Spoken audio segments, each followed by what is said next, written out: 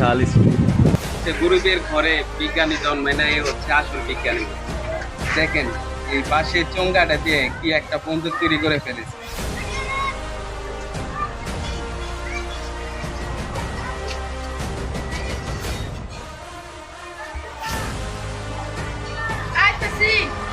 আর এটা দিয়ে মারলে বন্দুকের চেয়ে বেশি।